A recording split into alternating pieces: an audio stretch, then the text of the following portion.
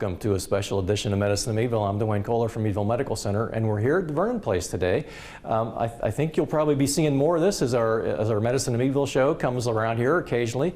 We're going to talk about the Meadville Medical Center, Allegheny College, City of Meadville, the MAC, the Meadville Area Collaborative Project, and some of the things that are going on. The key piece right now is the Community Health Needs Assessment. You've heard about that from us before and asking to fill out the survey. So we're getting to the point now where it's getting pretty close to being done. So we're going to hear from some of our friends at Allegheny about that. So I think it's going to be a very interesting show today. Stay tuned.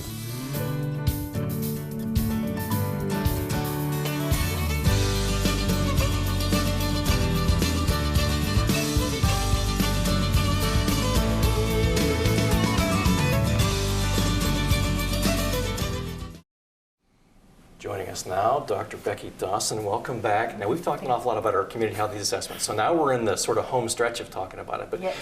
Who's with you here? Great. So I have Elizabeth Schafer, who is a junior at Allegheny College. She's a global health studies major, and she's been working with me on the needs assessment for 2 summers now, so for 2 full years. And joining us also is Hannah Blinn, also a junior at Allegheny. She's an environmental science major who's been doing a lot of work with food and food access in Meadville. So not to jump the gun, but some of the things we're going to be fixing down the road. Yes. Right? Okay, we'll get to Hannah. We'll get to you in a minute. Exactly. Okay, so we've talked probably 3 times now in the past about the study and make sure you fill out the study when it comes and all that kind of stuff. Okay, where are we now? So we have spent the past 2 years doing 2 things. One, developing surveys and getting out into the community and actually collecting data about people's health. And we've also spent a lot of time listening to community members, both through surveys and through focus groups and interviews about what they really think about the health here in Crawford County, about community health in Crawford County. Now, Elizabeth, you've been on the ground with a lot of that Yes. work. Now, what was that like? It was amazing. My first summer 2014, I did a lot of the perception surveys. So I went out to different areas and collected perceptions from different Meadville residents. And then I did key informant interviews with local service and health organizations, just kind of get an idea of what they thought were the major health concerns in Crawford County. Now, let me ask you an educational type question. What did you learn from that? I mean, what did that teach you? You know, give me your reaction now after, you know.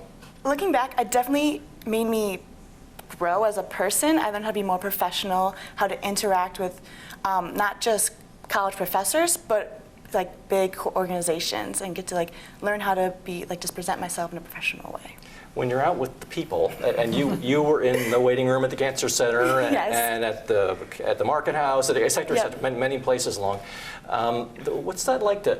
I see things on the internet and on TV or whatever, you know, throwing questions at people or whatever, and it always comes out kind of weird. But what was that like?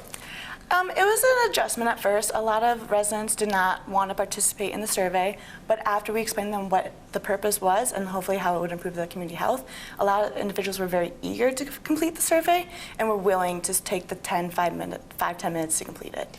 Now, Becky, what do you think? Looking at it from the end now, did we get a fair representation of what the community's really like? We did. So one of our goals, as we've said all along, is to make sure we had a representative sample. We can't talk to the, I don't know, 80-some thousand people that live in Crawford County. We can't talk to each of them. So we wanted to make sure we got a representative sample. So we have talked to more than 1,200 individuals. We have done a really good job of making sure that we have matched up on education, so we tried to, you know, make sure that we had both an educated and people who haven't finished their high school degree to complete our surveys. We really wanted to make sure we balanced homeowners with renters because there's a lot of health issues related to the home environment.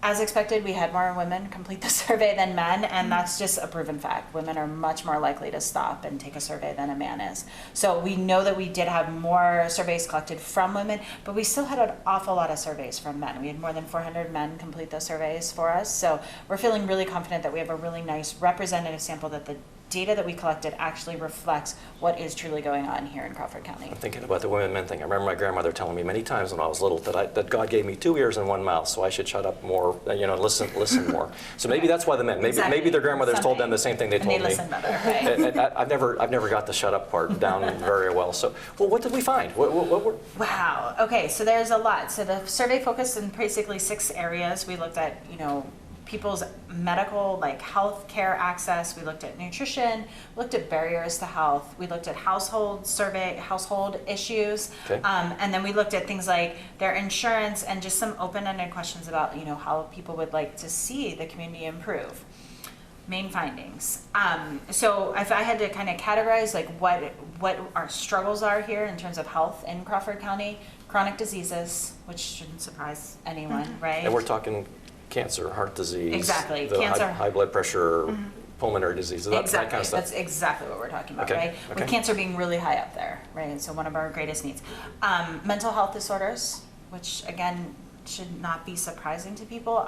You're not going to see these disorders come up on the list of reportable diseases or the main causes of health or death in the county, because that's not how we record those things, right? Mental health is usually undiagnosed, it is private, it's stigmatized, and so we don't have a lot of great data on it, but the perception, people's experiences here in Meadville really tell us that mental health is causing a lot of problems. Okay.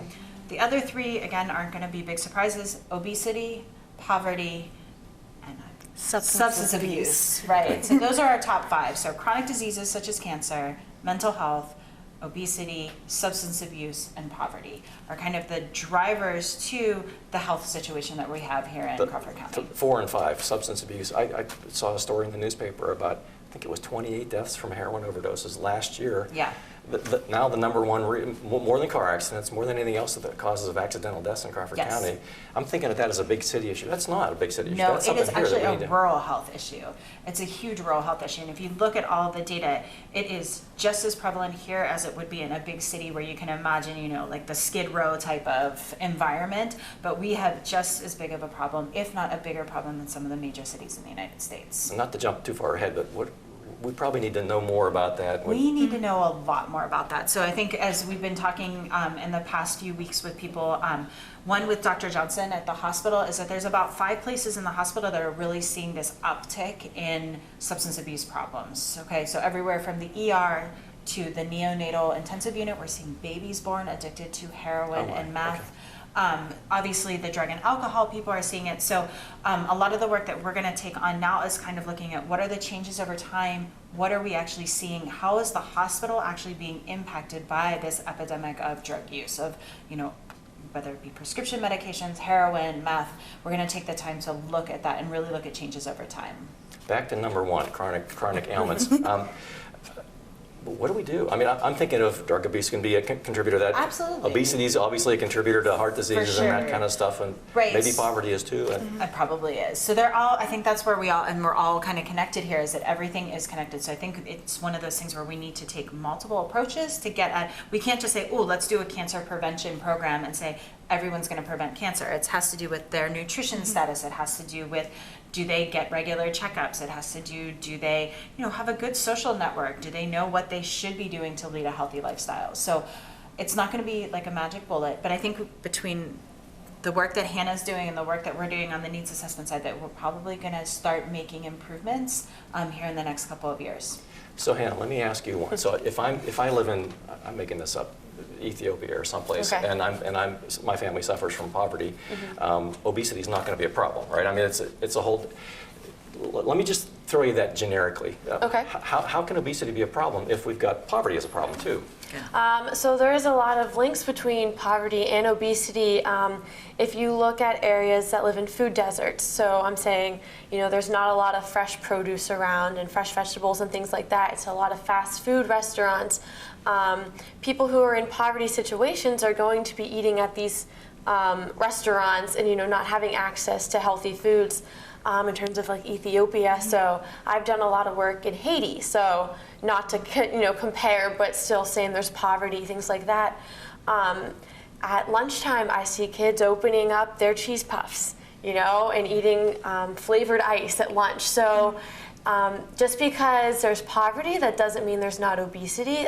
There's a lot of food access issues, and it's going to affect poverty and people who are not living in poverty. So Just a survey question again, Becky. The one thing, and I remember Dr. Waggett's survey with the 7th graders, and many folks don't have a kitchen in their house, don't have a stove and a refrigerator and so on, and that came up in the survey. It's come up twice now, so we've seen with both the 7th graders that we've surveyed in Crawford County, and then with the 1,000+ people that we talked to this past summer, that people don't have major appliances. In the 7th grade survey, so when we asked 7th graders, do you have these things in your kitchen, it was about 10% reported that they didn't have a major appliance. So that they didn't have a stove, an oven, a refrigerator. I mean, we're not asking, did you have a toaster oven, right? We're talking about big things. So if kids don't have refrigerators, and it's like 7% of 7th graders said that my family does not own a refrigerator. Right. I mean, that it goes back to the things So that's where the cheese puffs and Doritos, and that's what your food right? is? Or, we go to McDonald's because we can get the same amount of food for what we would pay for, fresh lettuce and kale and the things that will, are healthy green veggies. And when we asked the adults, we had about 6% of adults say that, no, I don't have the required stuff in my kitchen that would lead you to be able to even get to that point of having, a healthy diet in your house, right? Do people eat vegetables and fruits and things now? We do. So we actually were really surprised and happy by that. So most people who complete the survey, about 3/4 of the people, so 700 people, said that they had at least 1 to 2 servings of fruits and vegetables a day. Now, I've had lots of dietitians on the program before, and they're more like 5 or 7 or whatever is what you may have. Right. So one, we shouldn't. So one's good. But one's good, but we have a lot of work to do. Okay. And I'm not going to lie. The literature, like what people say when they ask people about, like, what did you eat today, Hannah? Right? She might be able to remember what she had for breakfast today, but like on a consistent pattern to be able to say, we usually over-report that we eat healthy. Right? I mean, if you really think about it, if I ask you, are you eating healthy, Dwayne? Right? You're going to over-report that yes, I eat a lot of food. So we're thinking that, a lot of the healthy foods, right? And you might shy away from, telling someone honestly that, no, I eat ice cream every night for dinner, right? Those sorts of things. So 1 to 2 is good, but we have a lot of work to do. I mean, to really see a healthy, vibrant, non-obese, nutrition contributes to mental health, to chronic disease. I mean, we really need to do better than 1 or 2 fruits and vegetables a day. I did have some Doritos yesterday. Is that okay? It's all about balance. Okay. I had other stuff too. Okay. So tell us what's going on with the community garden project. I mean, I think folks are hearing about that. Tell us, and the connection to all this. Yeah. So the community garden is at the Meadville Area Recreational Complex. So it's a community garden and a school garden since it's right next to the Meadville Area Middle School. So during the summer months, it's mainly maintained by community members. We have 30 raised beds where it's on a sliding scale, so everyone can come. You can pay $0, $25 for a bed. That way, people who want to pay more can help pay for people who can't afford a bed. So we're really fostering the community to come and garden. But then during the school year, we have a big hoop house. It's basically a greenhouse, and that's where the school children are coming in and they're pulling carrots and learning where their food is coming from, and then cooking with it. So they're coming full cycle. As a kid growing up, my family would in the summertime we'd go and pick apples, and we'd go and pick strawberries, and we'd go and pick cherries. And that became like a fun, every month in the summer there was, something. Family had a big garden, and, so I've kind of been around this. So I want to make sure my kids had that similar experience. So we've tried that. My yard doesn't have any sunlight in, so we've talked to Kirsten there, and we can get lots of trees around that kind of. We tried to grow things, and nothing grows. So others like me, can they get involved? Yep. They want to get their kids, to learn more about this. Exactly. How would they get involved? So you can talk with Kirsten and participate in this and get a community bed and grow there. I mean, your family can rent out a bed for the season, and then you can do it again next year. You'll have a different bed and things like that. So you can get involved, and we encourage you to get involved. We're starting to work on community workshops and having events down at the garden. So having speakers, potluck dinners with the food that you've grown and cooked and things like that. So that was going to be my next question. If I live next to and I'm criticizing Dollar General. If I live next to Dollar General, that's the only place I have access. I'm probably going to be stuck with the Doritos and the cheese puffs that you talk about. So we're talking about kind of breaking that cycle, right, and getting folks off on a. It's important to me that my kids knew where food came from, not Dollar General. Again, not criticizing Dollar General, but wanted the big picture of that. So, okay, now I've learned how to grow some vegetables. What do I do? What do I do with them? How do I make them into something that everybody going to want to eat? Yeah, so we've done a lot of work with food education in the middle school. So we are designing curriculum and lessons alongside with the teachers there that teach how to cook. how do you cook vegetables? What are unique ways to cook it so that we enjoy it? A lot of kids, they see a vegetable and they give that face, and we're trying to change that, show them that you can cook vegetables in a way that's delicious. So we're doing that through the middle school. Our hope is that through the community garden, through the potlucks, we'll start to show people how you can eat vegetables in new and fun ways. And there's going to be a lot of beds at the community garden that are free-for-alls. You can just come down and pick what you want and leave. So it's not going to be like, oh, you can't touch this food. We really want people to come take it, take as much as you want, cook with it, and things like that. Now, let's say someone not like me, but never had any experience with that. I mean, could someone coach? Could someone help get them feeling comfortable that what to plant at this, and if I plant the same thing in that same spot every year, it's going to deplete whatever from the soil. All those kind of things. Is someone going to be able to coach me through that? So Kirsten would probably be the person in charge of most of that. We have other volunteers and members who could also provide that. But you're going to get a lot of education from your community members. We have people who rent out beds, who are seasoned gardeners, who are just doing this because they love to garden. So those people are going to walk over to your bed and be like, oh, do this, do that. Have you heard of composting? Worms are important, things like that. So it's not really us teaching, it's you're learning through doing and learning through working with community members. So I think that's important. Well, let's shift gear for a second. Becky, you mentioned in the survey there were questions about household and issues around health with us. Could you talk about that for a second? Sure. So we asked folks, we gave them a list of things and said, hey, do you have any of these in your house? And do you think they're impacting your health? And what we found, the biggest issue was clutter. People, really? A quarter of the people that completed the survey Now said, you asked them about lead paint and yeah. about mold. We hear about those Absolutely. kind of stories. And those were all there. So about 5% of people perceive that lead paint is a problem in their home. That's probably because people don't realize that they have lead paint on their home. I mean, if you think about a rental agreement or when you buy your home, all the papers that you have to sign during all that, most people skip over. I know I do. Where the lead paint is, when the lead paint was put in their homes, and then you forget about it, right? And so if you don't have young kids, if you're not having your kids test, my guess is that people just don't realize that lead is a problem in their home, right, if they're dealing with it. But it still is a big issue in the community, right? We have a lot of old housing stock, we have a lot of kids. So it's still something that we need to address, even though it's not known, right? So there's this piece of, okay, well, people don't realize it, so we need to do some education, or people realize it and we need to do some work. Like, let's get in there. So with clutter, I think that's something we're gonna have to really explore. What can we do to help people with their clutter? How do we work on decluttering? How do we help people have a healthy home itself? There's some things that are really practical, like you said, mold, leaks in the house, poor heating and ventilation, insulation, things. We had a lot of homeowners, 10, 12, 15% of people are saying, hey, these are all issues in my home, and I'm concerned that the leaking ceiling or the mold that I can see growing in my bathroom, or the fact that it's just really, really cold in my house at night, over the winter, is really impacting my health.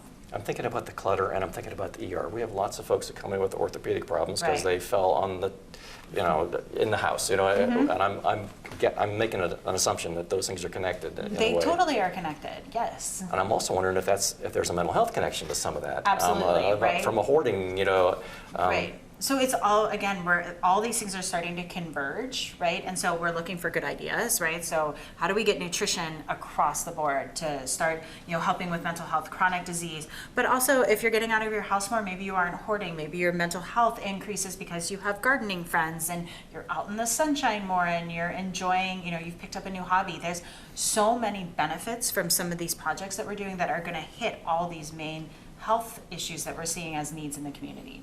I get people, don't get enough exercise. And my answer is get a dog, and then you get a dog. Then you get to know your neighbors. Then et cetera, et cetera. So you're saying the same thing just in a different way. Exactly, right. And so this home issue is something that we're going to need to talk to the housing authority. We're going to need to talk to the city. We're going to have to talk to real estate agents, and some of the HUD offers, the Housing and Urban Development offers a lot of grants for rural communities to help with different home improvement projects. And so we're going to really have to be creative.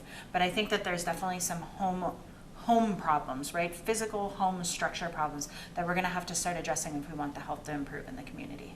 Elizabeth, let me ask you one. When you worked in depth in the study and so on, and now you're beginning to see things springing off from that. What are we going to do about it or whatever? Talk about that for a second.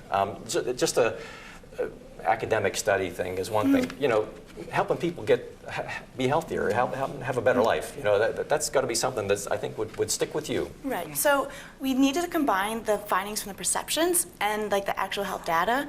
So this summer, we're going off the wellness initiative that will be taking place this summer, and there's also going to be substance abuse research, kind of determine out like baseline risk factors, and then in addition, they're going to be doing cancer screening and education initiatives to just design and assess cancer programs, so individuals are aware of like risk factors for cancer and like what type of tests should be completed. That's a great point. I'm glad you brought that up, because that was one thing that Becky, you and I have talked about several times. Is people get out, they probably hear us from the hospital talking all the time about get your pap smear, get your mammogram, get your colonoscopy, you know, but then they don't realize the whole picture of things. Yes. And to me, now, one thing that's been a personal mission of mine, which apparently I'm not doing very well on, but have a doctor, check in with your doctor, get a checkup for heaven's sakes once in a while. I think, so I was kind of leery of putting this question on the survey that asked, do you have a doctor? I was thinking like, this is silly.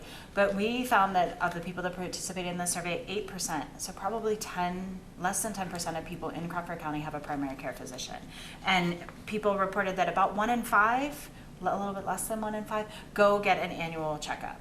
So we have this huge population that doesn't have that yearly check-in with a doctor. So it makes the emergency room busy. I'm you know, absolutely. Just come and fix me whenever something's wrong. Well, get a checkup so you can prevent stuff, right? Right, but it also gets to, you know, we have questions about, it was very clear to me that a lot of people don't understand, well, what is mammography, right? And how is that different from a self-breast examination? And how is that different from a diagnostic lumpectomy, you know, a diagnostic test, either whether it be, you know, with a needle biopsy, or there's different types of mammograms you can do to actually diagnose cancer, which is different from a screening. And when you don't have a doctor that you're talking to continually, all those words start sounding the same. Colonoscopy, the new lung cancer screening, right? Prostate antigen. A lot of people don't realize that the pap smear actually is a screen for cervical cancer. And it's important that women who are 18 years of age get that screen, at the minimum 18, right? If they're becoming sexually active early, they should be getting that test earlier. So we need to do a lot to, one, get at the root of the problem, which is that people aren't getting the medical care, the preventative year-to-year medical care that they should be getting, that's recommended, but also that they understand what this world of screening is and why we should have screening and how important it is, but also that a lot of the times Medicare, Medicaid, your private insurance, and in other cases we can find alternative ways to get people screened and not have money be an obstacle for having a screening test. To me, it's like, and I think I understand this thinking, I don't want to hear that there's cancer or the potential for cancer or whatever. Me with my hospital hat on, you do want to hear that as soon as possible, because the sooner you hear that, the sooner it can get fixed, the more likely it's going to get successfully fixed. Absolutely, right? Early diagnosis is huge, especially for prostate cancer, breast cancer, cervical cancer. When they screen for cervical cancer, they're also going to be looking at ovaries to see if there's any, you know, lumps or cysts or, you know, tumor that's growing there. So it is super important that we start talking about this, because the worst thing to do is find out that, you know, there's blood in your urine, there's blood in your stool, and you have 6 months to live, right? So yes, screening tests are scary, and the vocabulary around screening and the process around screening it's hard, right? I mean, it's invasive and it's scary, but I think what we can do is destigmatize that, talk about the importance, what the benefits are of screening, but also just the process of screening, you know, interacting with the medical community, talking about your nutrition, talking about your family home, talking about, you know, for an older person, your fall risk. That can all happen if we start getting this preventative care thing up and running and really being sustainable and used by everyone in the county. Okay, some next steps. What's going on next? I know you're working on a project. I want to hear about that. Which project? Screening? The one with the virus, with the... Oh, right. So, and totally flipping gears. So outside of things, I think, you know, there's a huge outbreak going on of Zika virus. And so my colleague, Mia at Allegheny, we have really kind of fallen in love with this idea of like, there's so much news, there's so much misinformation, there's so much accurate information, there's so much that's confusing around the Zika virus. Does it cause microcephaly? Does it cause Guillain-Barré? We are trying to crowdfund through a company called experiment.com, a project. So we are trying to raise about $2,000 through crowdfunding to get people excited about public and global health research, right? To get people involved in a research project just by pledging, right? By giving a little bit of money and participating in things that won't get done unless we do it from the ground level. So the federal government's doing a great job of like saying, we need to understand the mechanism and what pesticides will work and, you know, those things. We want to know, are people changing their behaviors, right? What are pregnant women thinking right now? How is it affecting family planning? How is it affecting people's travel and vacation schedules? So that's our plan, is to answer those questions. My family, we had already had a warm weather vacation that just happened last week. That's right. Everybody wore those mosquito bracelets because those things come by way of mosquito, and I thought, absolutely. Am I on track there? You're the totally best thing on track, is to prevent the mosquitoes from biting me in the first place, right? Right, and they're daytime feeders, so I hope you wear them all day long. We did when we were out Fantastic. walking around. So, and I made sure that my daughters and my wife,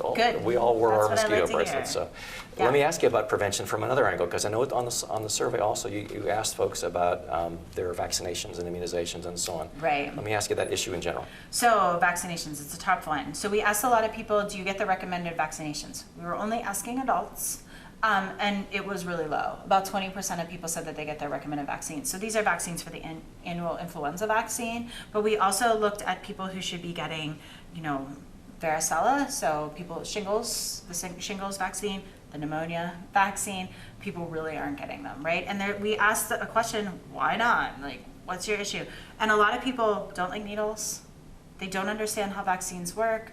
They are afraid that, you know, when I stick the influenza vaccine, you know, the shot in That your I'm gonna arm, get the flu. that you're going to get the flu. Yeah. And, you know, some people do, but I think the flip side of it is that, you know, hundreds of thousands of people die each year from influenza. That's not known. It's not talked about. It's one of those things where the perception of, well, flu's just, you know, I get the flu and I'm down for a week and it's really miserable. Mm-hmm. But people really, they die from the flu, right? And flu easily leads into pneumonia. So there's a lot going on there. So I think the same thing with screening. You know, we have a lot of work, and I say we because it's we, as a community, to really start educating people why do you need these things, but also to get the stuff to them. I think access is a big issue for us here in a rural community, right? With 2 hospitals at disparate ends of the county and some rural health clinics, and people really just don't know where to go. Like, can I go to a drugstore and get a vaccination? Is it the same vaccination I'd get if I went to, you know, this? And this is again where, you know, no primary care physician. Maybe I'm oversimplifying, but if you have a doctor's going to keep track of all that with you. Absolutely, and that's the key to this, right? That's why we make kids do it for school, right? I mean, that's a nice system that we have in place that,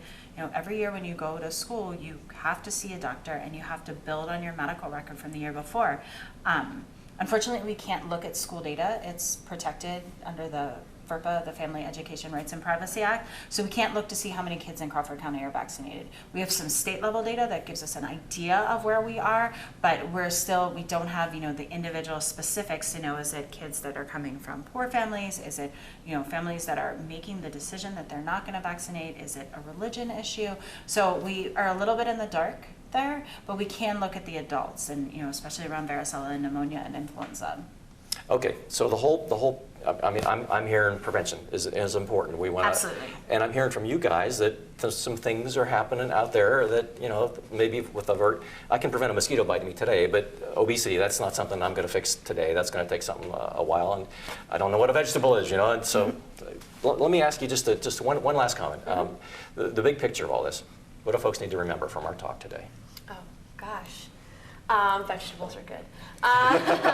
No, they just, we really want people to understand that, you know, going to like the Meadville Market House, like there are places in Meadville you can access fresh foods. We're currently working on a project called a Food Hub, where essentially the big picture there is we just want to increase access to local foods. Make it easier for you to connect with the farmers out there. Exactly, yeah. So we're working with farmers and purchasers of food, like hospitals and schools, and processors, and we're really getting to understand like what people need to increase the amount of local food. So we've been talking to goat farmers who want to make goat cheese, but you know, the equipment for that is expensive. So we're looking at, you know, how can we meet those needs and, you know, make a shared space for people to come in and process food. So, I mean, I guess the takeaway is that, you know, do what you can now, and we're going to keep working to increase access to fresh foods. Well, thank you for that. Yeah. Elizabeth, same question to you. A final thought, you know, taking a look at the big picture of all this? I think it's important to really understand that we have to listen to what the community is concerned about as well. So that's what we were saying earlier with chronic disease, obesity, mental health, substance abuse. So if we work to develop programs and preventions that get at that, I think overall we would improve the community health more effectively. Becky, same thing to you. A final thought. Final thought. This is my home, right? And I want to live in a place that's vibrant, both socially and economically, and that is somewhere that's safer to raise my kids, where they, enjoy a healthy lifestyle. And so, I mean, that's where the heart of this comes for me. Like, all of this work isn't just to produce a report or to have a TV show, but it's really because this is my home, and this is where I want to see a healthy place to raise kids, to build a family, all that. So I think that, as we move forward, that this isn't just about, oh, let's prevent cancer, but it really is about growing this healthy community, and it's about nutrition, and it's about people, and it's about the economics, and people having safe homes. So I think it's really exciting, and I think there's a lot of opportunity for everyone in the community to start getting involved and start, dreaming and envisioning what a healthy Meadville, a healthy Crawford County could look like. I'm with you on that. I want my kids to want to come and live here too. Yes, I want them to exactly. want to stay here, so I'm with you. Yes. Well, thanks guys. Thanks very much for that. We have a health tip for you today, so stay tuned for that.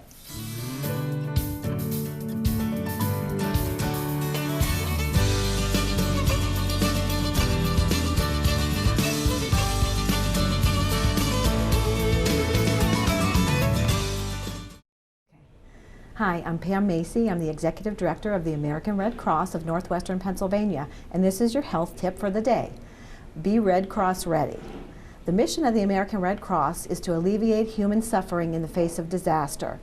What that includes is preventing, preparing for, and responding to disasters. And being prepared can help save lives. At the Red Cross in this area, fire is our most devastating disaster. In Crawford County, we respond to about 40 to 60 fires per year. We know that smoke alarms can help save lives and losses from those type of disasters. So at the American Red Cross, it's very important to us to make sure that community members have access to free smoke alarms installed in their home. That gives you that extra 2 minutes that you have to get out of your home. 60% of the deaths in fires are related to families that do not have working smoke alarms. So we want to make them available to Crawford County. We have a smoke alarm hotline. It's 814-240-7667 to find out more information about it. Other ways you can get involved with the American Red Cross are making a donation financially, making a blood donation, volunteering, and being a preparedness advocate.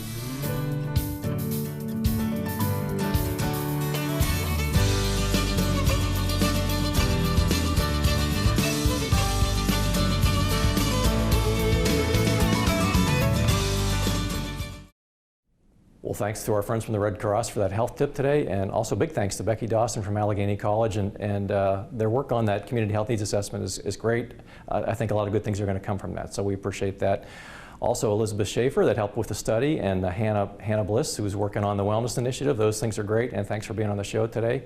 Big thanks to the folks at home for joining us on Medicine in Meadville, and we'll talk to you next time.